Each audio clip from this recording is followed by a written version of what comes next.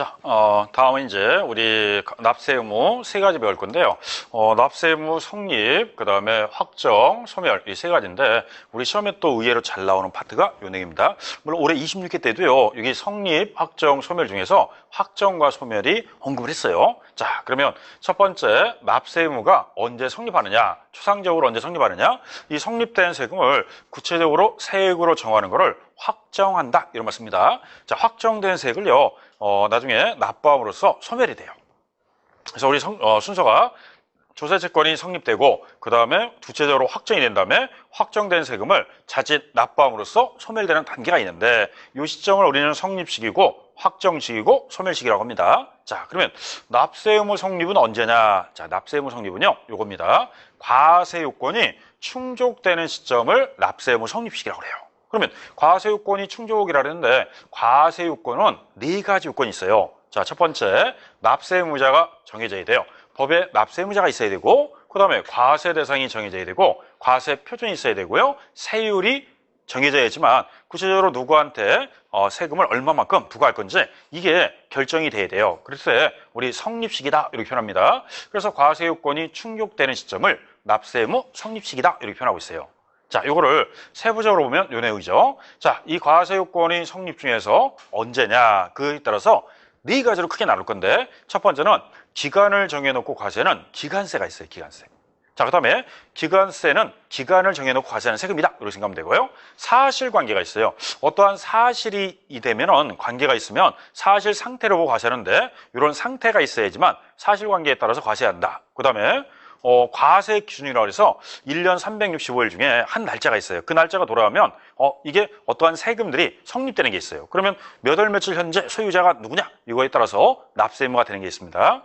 자, 그 다음에는 부가세라고 그래서 부가세는 나중에 우리 명칭을 배웠지만 세금에다 덧붙인 세금이에요. 혹시 여러분들이 세금 내다 보면 경험상 어떤 세금을 추가로 내본 적이 있을 거예요. 그거를 우리는 부가세라고 합니다. 부가세는 세금에 덧붙인 세금이다 이 뜻이에요. 그러면 어떤 세금을 낼 때 그 세금에다 덧붙이는데 본세라는 세금을 낼 때 덧붙여서 같이 낸다 이렇게 생각하시면 돼요. 자, 그러면 기간을 정해놓고 과세는 기간세, 사실관계를 보고 과세는 사실관계, 그 다음에 과세 기준을 부가세 크게 네 가지로 구분할 수 있습니다. 자, 이 네 가지를 하나씩 보면 이런 내용이죠. 자, 기간세는요 어느 시점에 시작해서 어느 시점에 끝나는데 요 끝나는 때 납세 의무가 성립돼요.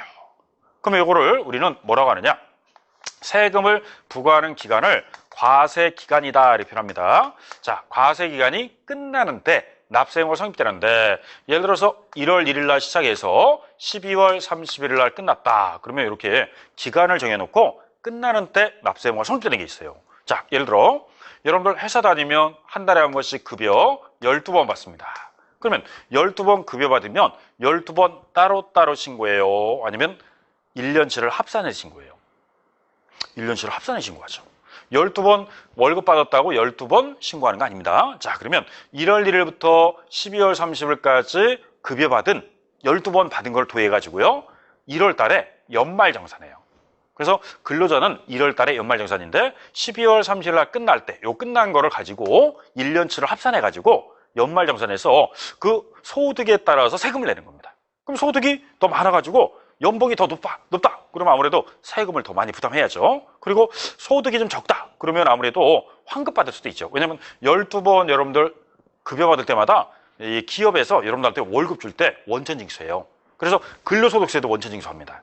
그러면 여러분들이 매달 받을 때 조금씩 세금을 납부한 거예요. 12번을 낸 거와 1월 달에 연말정산해서 여러분들이 내야 될 세금이 적다. 그러면 여러분들이 낸 세금 중에 환급 받아가고요.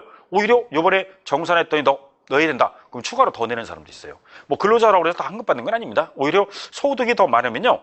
연말정산을 통해서 더 납부할 수도 있고요. 소득이 적으면 또 환급 받아갈 수도 있고 또는 소득이 거의 같더라도 뭐 자녀라든지 이런 여러 가지를 따져가지고 그 소득이 똑같더라도 환급 받는 사람도 있고요. 오히려 납부하는 사람도 있습니다. 이렇게 해서 이 소득에 대해서는 1년분에 대해서 합산해가지고 과세합니다. 그래서 우리 소득세는요. 1년 기준이라고 그래요. 1년 기준.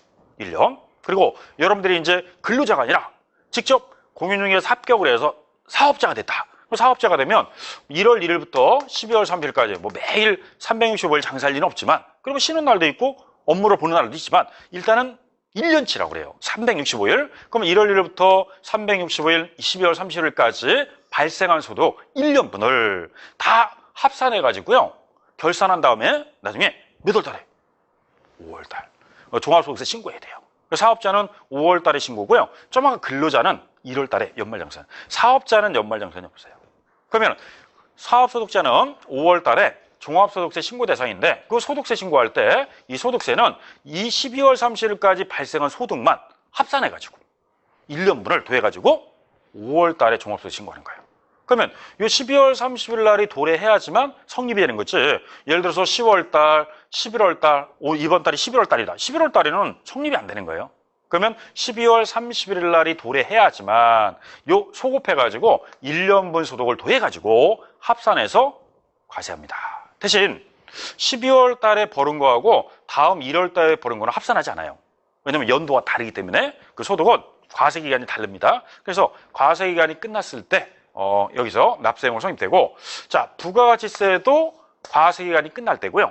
법인에 대한 법인세도 과세 기간이 끝날 때예요. 다만 부가세는요, 우리 사업자에 대해서 부과하는 건데 이건 6개월 주기예요. 그래서 6월 30날 한 번 끝나고 7월 1일부터 12월 30일 날 또 한 번 끝나요. 그래서 부가세는 앞에 있는 걸 1기, 뒤에 있는 걸 2기라고 그래서요. 1년에 2번. 그래서 이거는 부가세는 몇 개월 주기냐? 6개월 주기라고 그래요. 소득세는 1년 주기인데 부가세는 6개월이에요. 그래서 6개월에 한 번씩 종결이 됩니다. 그러면 이제 이때 과세 기간 끝날 때 또 과세 기간 끝날 때 이렇게 6개월에 한 번씩 기간이 끝난다 이 뜻이에요. 자, 그리고 법인세는 선택권이죠. 1년 또는 6개월을 선택할 수 있는데 법인이 6개월에 한 번씩 결산해서 세금 납부할 수도 있고요. 1년에 한 번씩 결산해서 세금 납부할 수 있는데 꼭 기간이 끝나는 때는 선택권이 있기 때문에 법인은 꼭 1년이다, 6개월이다 이게 없어요. 근데 대부분 법인은 1년을 중심으로 합니다. 그래서 우리나라 결산법인 그러면 12월 3일 날 끝나죠. 법인들도. 그러면 종결하면 3개월 안에 법인세 신고 납부해야 돼요. 그래서 법인들은 주로 3월 달에 3월 30일까지 법인세 신고하죠. 그래서 우리 주주총회, 주총이라고 그랬죠. 주주총회가 2월 달에 많이 열리죠. 2월 달에 이제 확정되고 이제 3월 달에 세금 내고 그럽니다. 그러면 이제 주주총회 열어서 주주들한테 배당 얼마 해주고 어떻게 충당하고 어떠한 안건이 있을 때 어떻게 할 거냐. 이렇게 결산을 통해서 이익을 본 것만큼 주주한테 배당을 어떻게 줄 거냐 이게 결정이 되는 거예요. 그래서 보통 주총이 2월 달에 열리고요. 세금은 3월 말까지 법인세 신고해요. 그래서 대부분 근로자는 몇 월 달이 바쁘다? 1월 달. 연말정산하냐 바빠요. 사업자 중에서 법인은 3월 달이 바빠요. 왜? 3월 30일까지 법인세 신고합니다.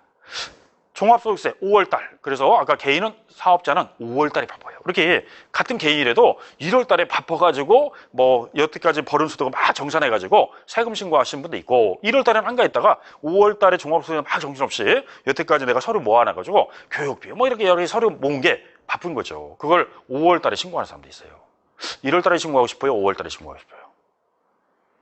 다 신고하고 싶죠. 근데 5월 달이 주로 종합소득세인데 앞으로 여러분들이 근로자가 아닌 사업자가 되면 5월 달에 종합소득세 신고할 겁니다. 자, 그리고 부가세는요. 6개월에 한 번씩 주기인데 사실 부가세는 6개월은 맞지만 중간에 예정 신고가 또 한 번 있어요, 사실.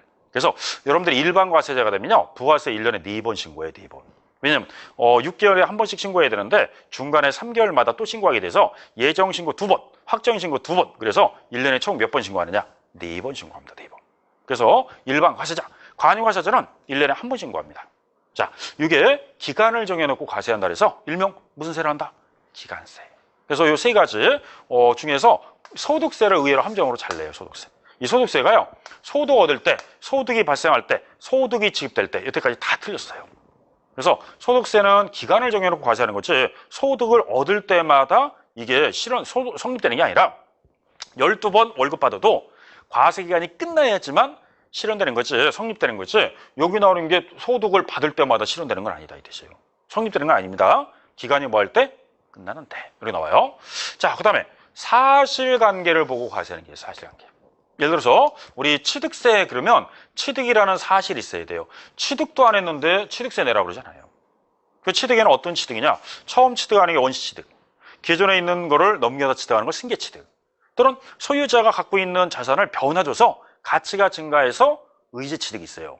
또는 형식상 취득. 이런 취득의 형태가 되면 그 취득이라는 사실을 보고 취득세 내십시오. 그럽니다. 그러면 우리 취득세는 원시 취득자만 내는